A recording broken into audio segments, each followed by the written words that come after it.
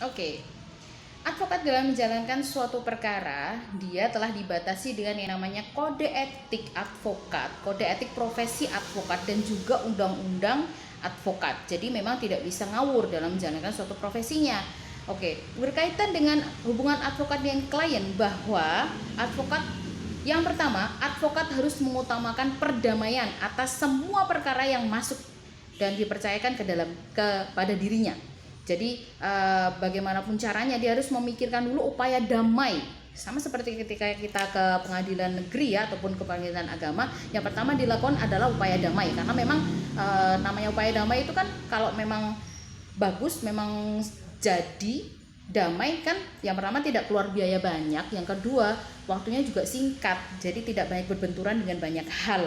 Itu yang pertama, dia harus memikirkan tentang upaya damai terlebih dahulu dan mengupayakan itu pol-polan, pokoknya diupayain dulu damai lah gitu.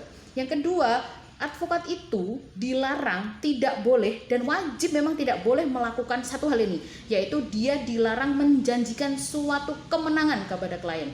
Jadi salah ketika advokat bilang, oh ya ini pasti menang lah mbak gitu, dan kliennya juga salah ketika dia bilang kayak gini, mbak kira-kira saya menang nggak ya mbak, saya menang nggak ya, seberapa persen kemenangan saya. No, hal itu tidak bisa terjadi, tidak bisa dijawab, dan memang dilarang untuk dijawab. Karena apa? Meskipun terkadang kita sudah yakin dengan bukti dan saksi serta berkas-berkas yang kita minta, kita punya di dalam posisi kita, di dalam perjalanan pembuktian perkara, kita tidak bisa tiba-tiba mengatakan, oh ini pasti menang deh. Lah kalau tiba-tiba di tengah jalan ada bukti baru dari lawan, atau ada bukti yang lebih valid yang membuat lawan bisa menjadi lebih menang, kita kan akhirnya jadi bohong. Disitulah kenapa advokat tidak boleh menjanjikan suatu kemenangan, dan ini harus dipahami oleh para klien. Tidak boleh mempertanyakan menang nggak sih saya mbak ya. Yang pasti dilakukan oleh advokat adalah mengupayakan yang terbaik atas penanganan perkara dari klien yang sudah mempercayakan perkara itu kepada dirinya. Oke. Yang ketiga adalah advokat dilarang menyesatkan kliennya terhadap advis hukum yang salah. Di sini advokat tidak bisa ngawur. Untuk itu dia dikatakan suatu profesional. Dia dikatakan ahli dalam penanganan hukum, karena semua yang dia katakan, semua yang dia tangani terhadap hukum itu akan dipertanggungjawabkan.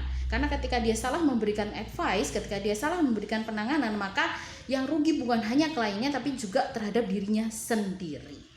Sampai sini jelas guys? Ini harus dipahami terlebih dahulu ya. Kemudian yang tidak kalah penting adalah advokat dalam meminta honorarium ataupun biaya-biaya tidak boleh membebani biaya terhadap klien itu.